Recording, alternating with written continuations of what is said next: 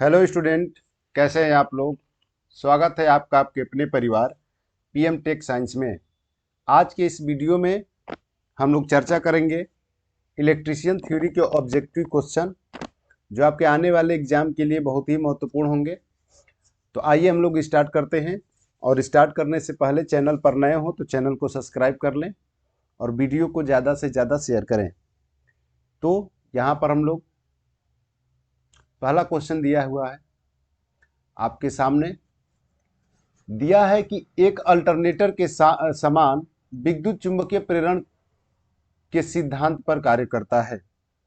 एक अल्टरनेटर के समान विद्युत चुंबकीय प्रेरण के सिद्धांत पर कार्य करता है। विद्युत चुंबकीय प्रेरण के सिद्धांत पर कार्य करता है।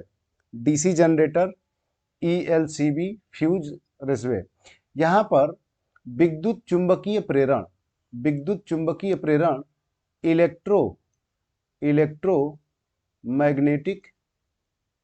इलेक्ट्रोमैग्नेटिक इंडक्शन, इसका इंग्लिश में हो जाएगा ये इलेक्ट्रोमैग्नेटिक इंडक्शन।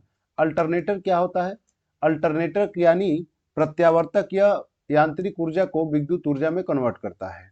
तो उसके सिद्धांत पर कार्य करने वाला कौन सा है? DC generator. कौन सा है इसमें? DC generator. ठीक है, डीसी जनरेटर यहां पर कार्य करता है। और ईएलसीबी, ईएलसीबी जो है यह इसका फुल फॉर्म होता है earth leakage, earth earth leakage, earth leakage circuit, earth leakage circuit breaker, earth leakage circuit breaker, earth leakage circuit breaker.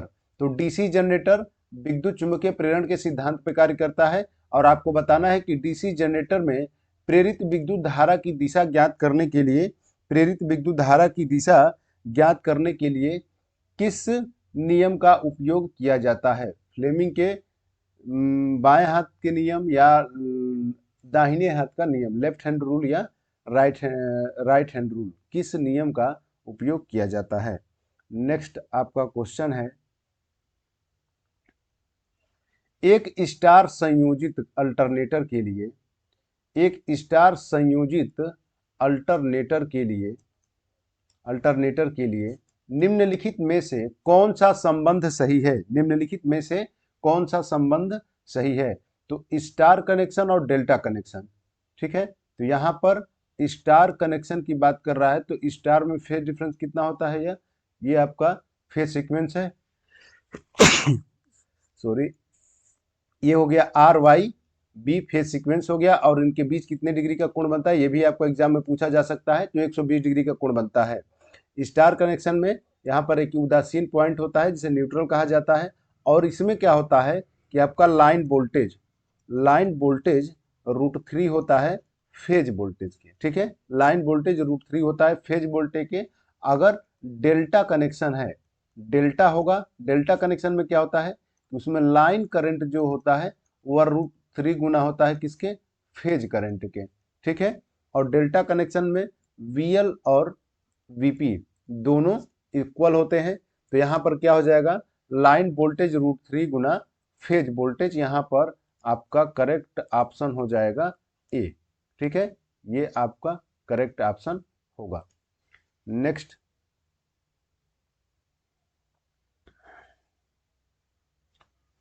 एक अल्टरनेटर में आर्मेचर कॉइल में उत्पन्न होने वाली प्रत्यावर्ती धारा, अल्टरनेटिंग करंट एसी को बाहरी सर्किट में मदद से बाहर लाया जा सकता है। किसके द्वारा? किसके द्वारा बाहर लाया जा सकता है? Slip ring, steering, bearing, universal motor. ठीक है, तो किसके द्वारा लाया जा सकता है? आर्मेचर कॉइल में जो उत्पन्न एसी करंट उत्पन्न होता है उसको आउटपुट में किसके माध्यम से लाया जाता है? तो वह स्लिप रिंग के माध्यम से। किसके माध्यम से लाया जाता है? स्लिप रिंग के माध्यम से लाया जाता है। ठीक है, स्लिप रिंग के माध्यम से लाया जाता है। यहां पर अगर ये डीसी जनरेटर होता, डीसी जनरेटर में किसके सहारे बाहर आउटपुट में लाया जाता है? तो आपका ब्रश के सहारे। ठीक है, ब्रश कम्यूटेटर से कॉन्टैक्ट से संपर्क में होता है और उसके सहारे करंट को कलेक्ट करके आउटपुट में ब्रश क्या करता है, देता है। ठीक है, ब्रश ग्रेफाइट या कार्बन का होता है। नेक्स्ट यहाँ पर दिया है वेयरिंग। वेयरिंग्स का तो उपयोग जो सॉफ्ट पे लगा होता है घूमने में घर्षण लॉस को कम करने के लिए, जैसे सॉफ्ट पे लगा होता है वेयरिंग, इसी के सहारे वो घूमता रहता है, रोटेट करता रहता है। यूनिवर्सल मोटर के बारे में पूछा जा सकता है। यूनिवर्सल मोटर एक ऐसा मोटर होता है जो एसी और डीसी दोनों पर ऑपरेट होता है, एसी और डीसी दोनों पे ऑपरेट होता है। नेक्स्ट,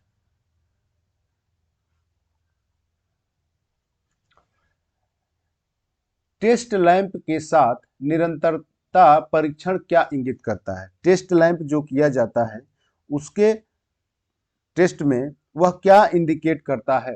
टेस्ट लैंप टेस्ट परीक्षण क्या इंडिकेट करता है? तो यह आपका दो टर्मिनल्स के मध्य निरंतरता, दो टर्मिनल्स के मध्य निरंतरता को इंगित करता है, इंडिकेट करता है। नेक्स्ट,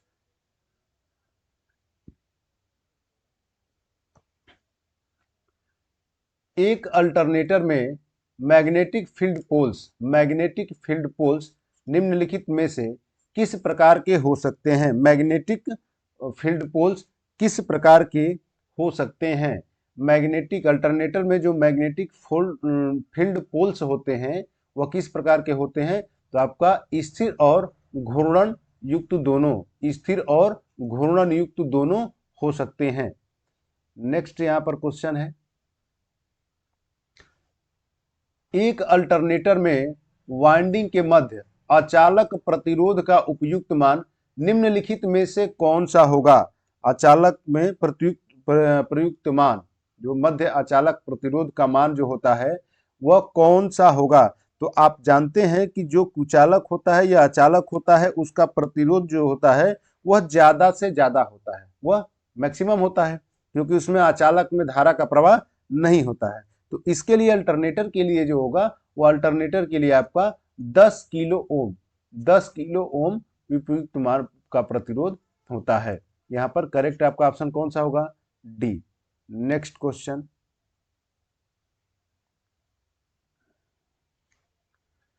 एक सेकंड में साइन वेव या तरंग द्वारा किए गए चक्रों की संख्या को क्या कहते हैं? किए गए चक्रों की संख्या को क्या कहते हैं? एक सेकंड में साइन वेव द्वारा पूरे किए गए चक्रों की संख्या को क्या कहते हैं? Frequency, time period, peak value, RMS मान। क्या कहते हैं? आरएमएस मान। देखिए, एक सेकंड में साइन वेव द्वारा पूरा किए गए चक्रों की संख्या को क्या कहते हैं? तो एक सेकंड में किए गए दोलनों की संख्या को आवृत्ति कहते हैं और एक सेकंड में किए गए चक्रों की संख्या को क्या कहते हैं? आपका आवृत्ति कहते हैं। यहाँ पर क्या कहा जाता है? तो एक सेकंड में किए गए चक्रों की संख्या को आवृत्ति कहते हैं। क्या कहा जाता है?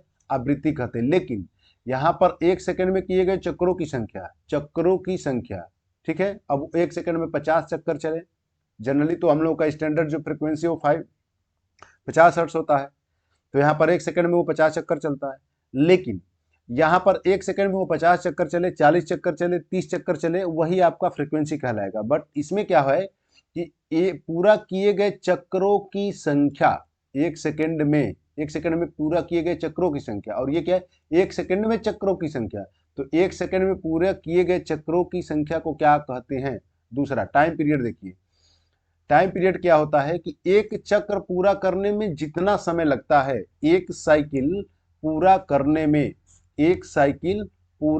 में, ये आपका 0 पाई 2 पाई। तो यहाँ पर एक साइकिल यहाँ से लेकर के यहाँ तक आपका एक चक्र होगा 360 डिग्री का कोण। एक चक्र जब अपने जिस बिंदु से चलेगा अगर वहां पर आ जाता है तो वो 360 डिग्री का कोण बनाएगा।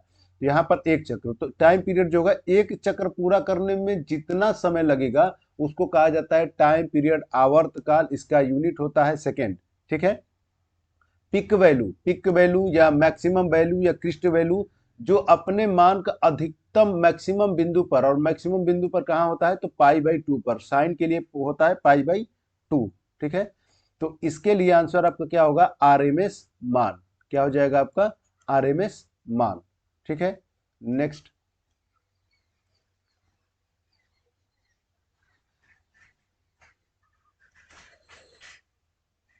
डीसी और एसी जनरेटर एक महत्वपूर्ण पहलू में एक समान है, अर्थात वे दोनों आर्मेचर चालकों में उत्पन्न करते हैं, दोनों आर्मेचर चालकों में उत्पन्न करते हैं। देखिए, डीसी एसी जनरेटर, ठीक है, दोनों में ही उनके जो आर्मेचर होते हैं, आर्मेचर,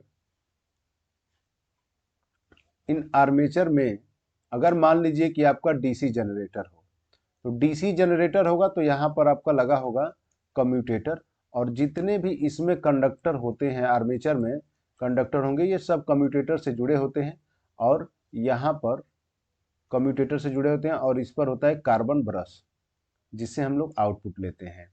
ठीक है, तो यहाँ पर कम्यूटेटर क्या करता है, इस आर्मेचर में हमेशा आपका क्या बनता है, अल्टरनेटिंग करंट, और इसको कम्यूटेटर ये डीसी में परिवर्तित करता है, और ब्रश के माध्यम से हम लोग आउटपुट में लेते हैं। मोटर भी होगा तो आर्मेचर में आपका हमेशा एसी ही होता है। डीसी अगर मोटर होगा तो उसके आर्मेचर में एसी ही होता है। जब डीसी सप्लाई अगर देते हैं, मान लीजिए मोटर है, तो डीसी सप्लाई इनपुट में देंगे, तो ये कम्यूटेटर इसको किस में कन्वर्ट करेगा, एसी में।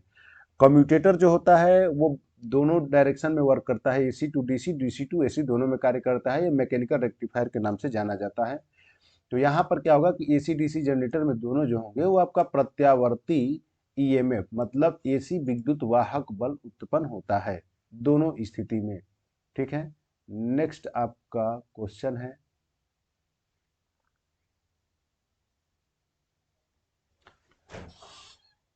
निम्नलिखित में से कौन सा एक अल्टरनेटर का प्रकार है, निम्नलिखित में से कौन एक अल्टरनेटर का प्रकार है।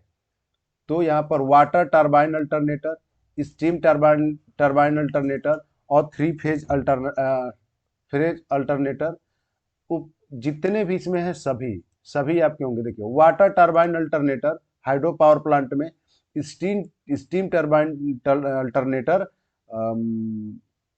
थर्मल पावर प्लांट में होता है, और थ्री फेज अल्टरनेटर ये डीजल में। लेकिन ये तीनों जो होंगे अल्टरनेटर, ये सभी आपके अल्टरनेटर के ही टाइप होते हैं। नेक्स्ट आपका क्वेश्चन है,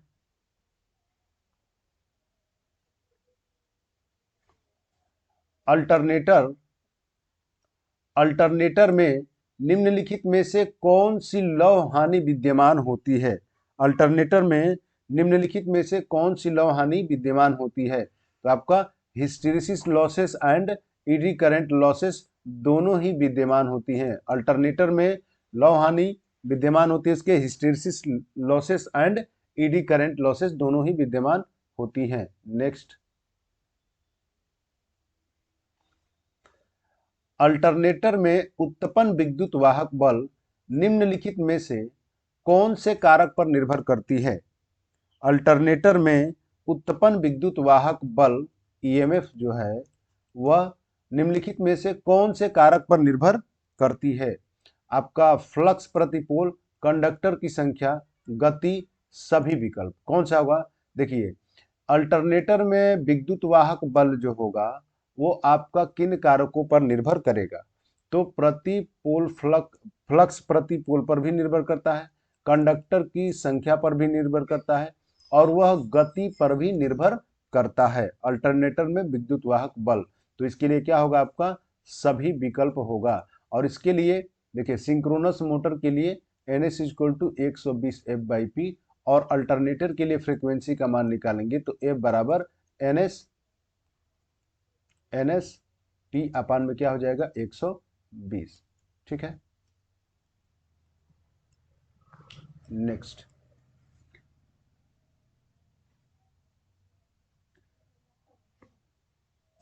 निम्नलिखित में से कौन सा कथन स्लीव्स के लिए सत्य है। स्लीव्स के लिए सत्य है, कौन सा कथन स्लीव्स के लिए सत्य है। इसमें बिजली के तार या केबल का समूह डाला जा सकता है। यह घर्षण, गर्मी, रासायनिक भौतिक क्षति और रेडियो हस्तक्षेप से तारों की रक्षा करता है। यह विद्युत इंसुलेशन और तारों की आसान पहचान सुनिश्चित करता है। सभी विकल्प कमेंट करके बताइए इसका आंसर क्या होगा। ठीक है, इसमें आपको हिंट देखिए, आप इसमें क्या होता है कि जिसमें इसमें बिजली के तार या केबल का समूह डाला जा सकता है। घर्षण और रासायनिक भौतिक क्षति और रेडियो हस्तक्षेप से तारों की रक्षा करता है। यह विद्युत इंसुलेशन और तारों के आसान पहचान सुनिश्चित करता है। ठीक है, नेक्स्ट।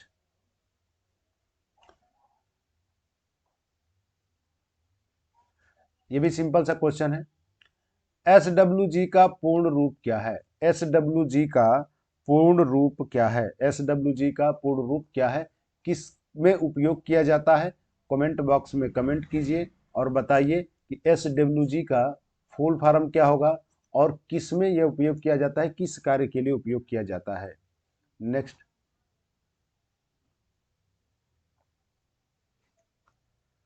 33 kV से 66 kV तक वोल्टेज के ट्रांसमिशन के लिए सबसे उपयुक्त केबल है। इसमें 33 kV से 66 kV तक वोल्टेज के लिए ट्रांसमिशन में सबसे उपयुक्त केबल कौन सा उपयोग किया जाता है? ठीक है, तो उसमें आपका उपयुक्त होता है स्क्रीन्ड केबल।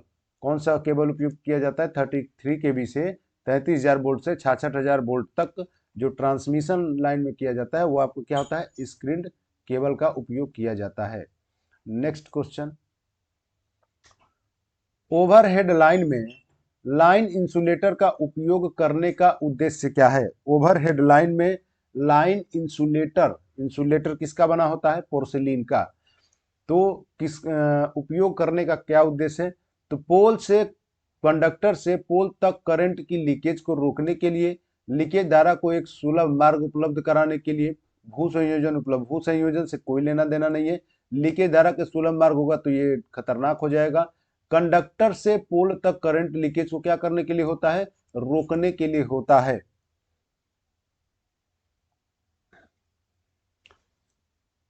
ओवरहेड लाइन के इंसुलेटर के लिए सबसे अधिक उपयुक्त की जाने वाली सामग्री है। सबसे अधिक उपयुक्त की जाने वाली सामग्री है।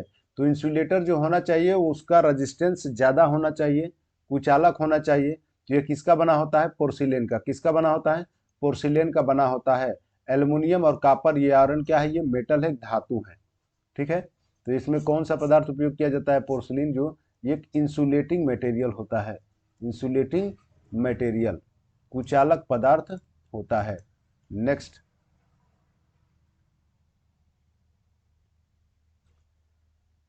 निम्नलिखित में से कौन से सामान्य प्रकार के इंसुलेटर है? निम्नलिखित में से कौन से सामान्य प्रकार के इंसुलेटर है? निम्नलिखित में से कौन से सामान्य प्रकार के इंसुलेटर हैं?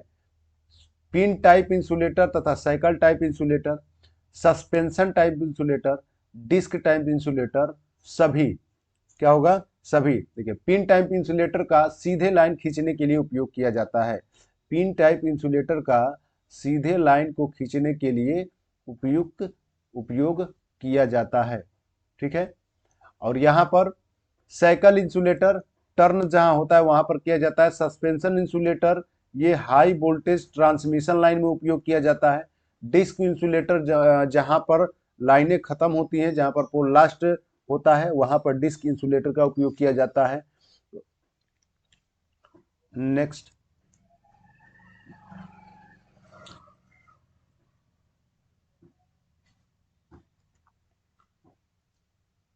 सस्पेंशन टाइप इंसुलेटर का प्रयोग उन सिरोपरी लाइन के लिए किया जाता है जिनकी वोल्टेज क्षमता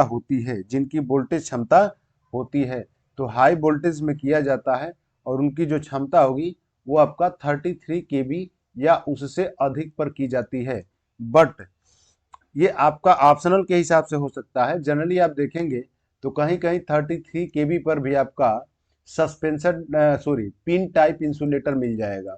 ठीक है, 33 kV पर पिन टाइप इंसुलेटर मिल जाता है, कहीं कहीं 66 पे भी मिल जाएगा। बट आपका परफेक्ट जो आंसर होगा पिन टाइप के लिए वो 11 kV लगाइए आप स्ट्रेट लाइन के लिए, और सस्पेंशन जैसे 132 kV हो गया, ठीक है, या 66 kV, 132 kV, 400 kV, 765, इन सब पे सस्पेंशन इंसुलेटर का उपयोग किया जाता है। Next,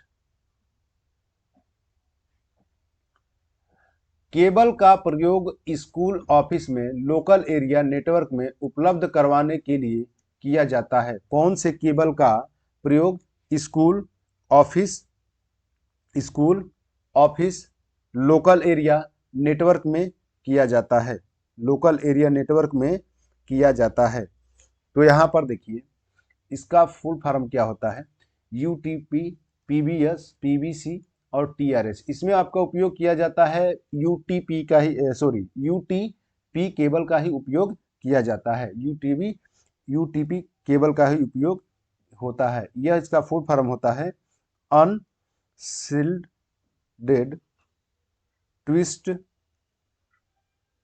twisted pair. ठीक है। पीबीसी का होगा आपका पॉलीविनाइल क्लोराइड,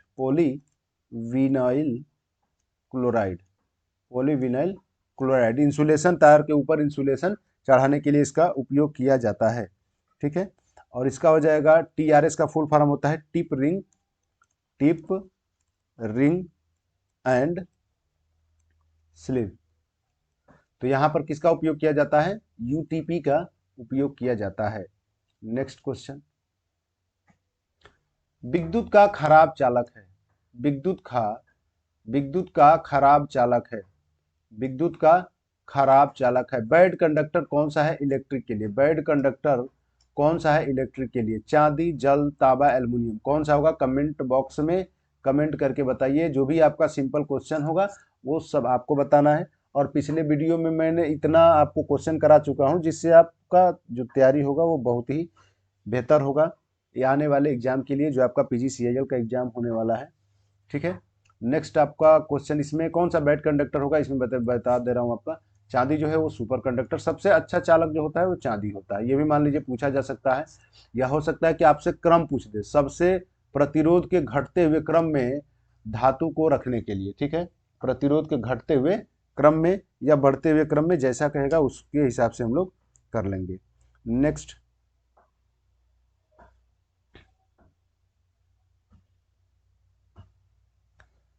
यहां पर क्वेश्चन दिया है कि निम्नलिखित में से कौन सा कुचालक पदार्थ है? निम्नलिखित में से कौन सा कुचालक पदार्थ है? तो निम्नलिखित में से कुचालक पदार्थ कौन सा होगा? अभ्रक, माइका जो है कुचालक पदार्थ है। टिन, सीसा, पारा जो है वो कंडक्टिंग मटेरियल होता है और वो लिक्विड रूप में होता है पारा। ठीक है। मरकरी या पारा। नेक्स्ट,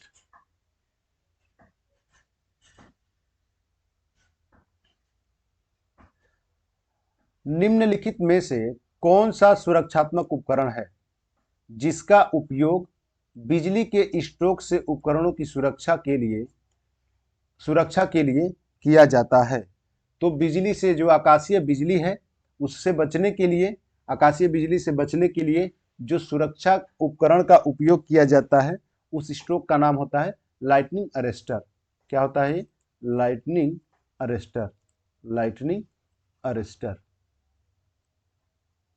अरेस्टर का उपयोग किया जाता है। नेक्स्ट क्वेश्चन,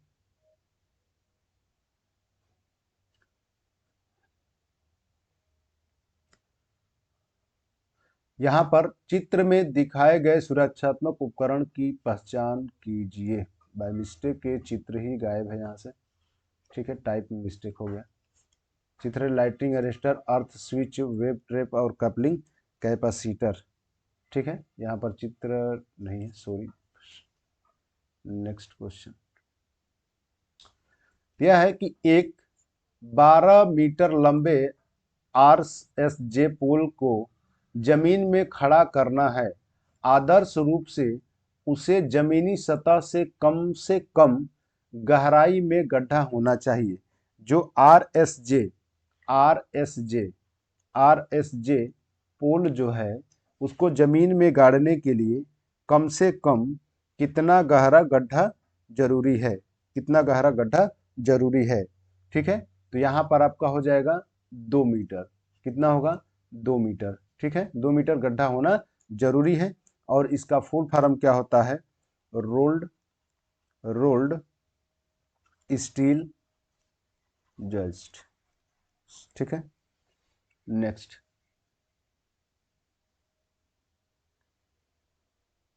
एक आवासीय कॉलोनी की सर्विस लाइन में एक आवासीय कॉलोनी की सर्विस लाइन में किस प्रकार के खंभों की वरीयता दी जाती है?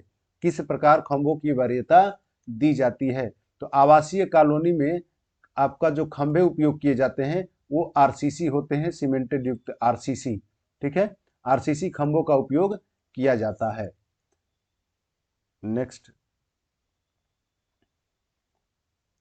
डीसी मशीन के आर्मेचर के लिए सिलिकॉन स्टील के लेमिनेट से बनी होती हैं। सिलिकॉन स्टील के लेमिनेट से बनी होती हैं, केवल हिस्टैरिसीस हानि को कम करने के लिए, केवल ईडी करंट हानि को कम करने के लिए, पारगम्यता को बढ़ाने के लिए, हिस्टैरिसीस हानि एंड ईडी करंट लॉस दोनों को कम करने के लिए किया जाता है। नेक्स्ट क्वेश्चन, एक डीसी जनरेटर के फील्ड कॉइल्स आमतौर पर बने होते हैं। डीसी जनरेटर के जो फील्ड कॉइल होते हैं वो आमतौर पर किससे बने होते हैं? Mica, carbon, cast iron, copper. किसका बना होता है डीसी जनरेटर का फील्ड कॉइल? वह होता है आपका कॉपर का। किसका बना होता है? कॉपर का। जो फील्ड कॉइल होता है, फील्ड में जो कॉइल होता है वो किसका बना होता है? कॉपर का। माइका, अभ्रक किस में उपयोग किया जाता है? तो आपके कम्यूटेटर के सेगमेंट में कुचालक पदार्थ वहां पर अभ्रक भरा जाता है। कार्बन क्या होता है? कार्बन का ब्रश होता है। कास्ट आयरन जो युग बना होता है वो कास्ट आयरन का बना होता है। नेक्स्ट,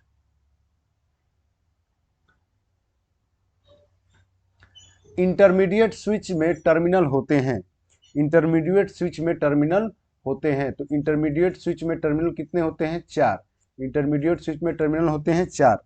कमेंट करके बताइए कि इंटरमीडिएट स्विच का उपयोग कहाँ किया जाता है? इंटरमीडिएट स्विच का उपयोग कहाँ किया जाता है? नेक्स्ट क्वेश्चन, घरेलू इंस्टॉलेशन में मुख्य या शाखा सर्किट को नियंत्रित करने के लिए मुख्य स्विच के रूप में निम्नलिखित में से किस स्विच का उपयोग किया जाता है? किस स्विच का उपयोग किया जाता है? तो घरेलू इंस्टॉलेशन में आपको फेज और न्यूट्रल की आवश्यकता होती है। तो डबल पोल स्विच किसका होता है? डबल पोल स्विच का उपयोग किया जाता है। नेक्स्ट क्वेश्चन, जब डीसी शंट मोटर पर लोड बढ़ाया जाता है तो इसकी गति होती है। जब डीसी शंट मोटर पर लोड बढ़ाया जाता है तो जब डीसी शंट मोटर में क्या होता है? शंट मोटर आपका 3, एक होता है सीरीज, एक होता है शंट और दूसरा होता है कंपाउंड। ठीक है, तो सीरीज वाले में आर्मेचर के सीरीज में फील्ड जुड़ा होता है और शंट में इसके पैरेलल में जुड़ा होता है, और कंपाउंड होगा तो सीरीज और शंट दोनों ही जुड़े होते हैं। ये आपका आरएसएस शंट के लिए प्रतिरोध, और इसमें आर्मेचर का प्रतिरोध आरए से दर्शाया जाता है, और आर्मेचर के करंट के लिए आईए से, और फील्ड के लिए, शंट फील्ड के लिए आईएसएच से दर्शाया जाता है। तो जैसे जैसे लोड बढ़ाते हैं तो उसकी जो गति होती है वो क्या होती है? घटती जाती है। ठीक है, लोड बढ़ाने से इसकी गति घट जाती है। नेक्स्ट क्वेश्चन यहां पर दिया है, खाली स्पेस फिलअप करना है। उपयोग सर्किट या इलेक्ट्रिकल पॉइंट जैसे स्विच को नियंत्रित करने के लिए किया जाता है। तो कंट्रोलिंग एक्सरीज का उपयोग सर्किट या इलेक्ट्रिक पॉइंट को नियंत्रित करने के लिए किया जाता है। नेक्स्ट क्वेश्चन, डीसी मोटर को सबसे उपयुक्त माना जाता है। डीसी मोटर को सबसे उपयुक्त माना जाता है के अनुप्रयोग के डीसी मोटर को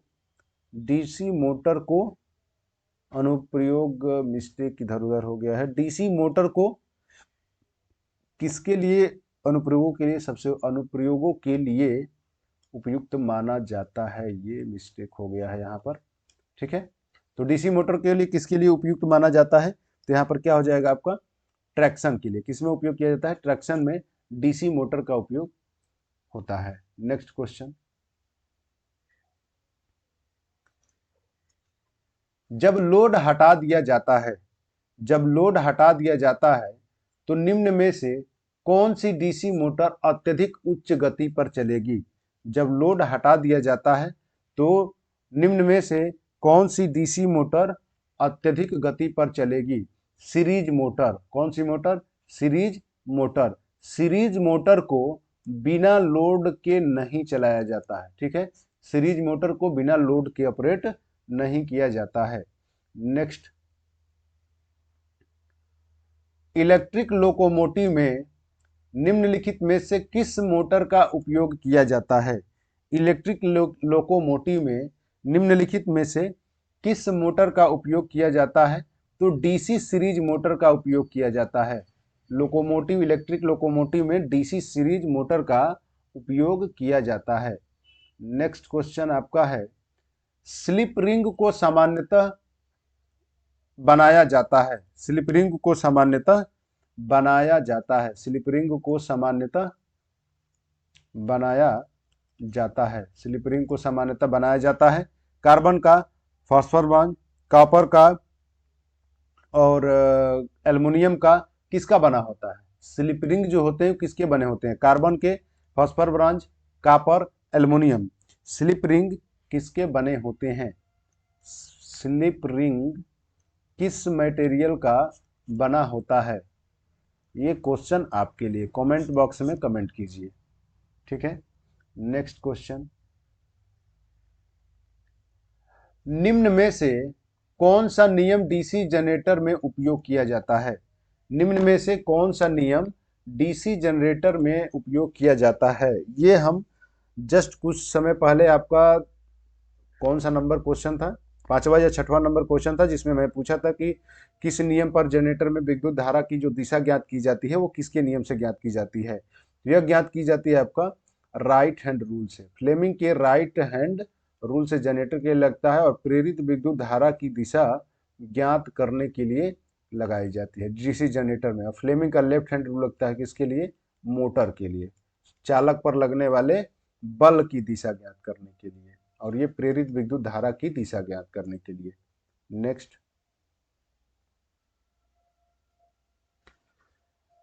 कार्बन ब्रश का उपयोग इलेक्ट्रिक मोटर में किस लिए किया जाता है। कार्बन ब्रश का उपयोग इलेक्ट्रिक मोटर में किया जाता है। कार्बन ब्रश का उपयोग इलेक्ट्रिक मोटर में किया जाता है। तो करंट के प्रवाह के लिए एक मार्ग प्रदान करने के लिए, करंट के प्रवाह के लिए एक मार्ग प्रदान करने के लिए किया जाता है, जो कम्यूटेटर से जुड़ा होता है, ठीक है। कम्यूटेटर रोटेट करता है और उसके संपर्क में दोनों साइड, मतलब डीसी में प्लस माइनस, और वो करंट को कलेक्ट करके इनपुट में देता है मोटर के लिए। नेक्स्ट,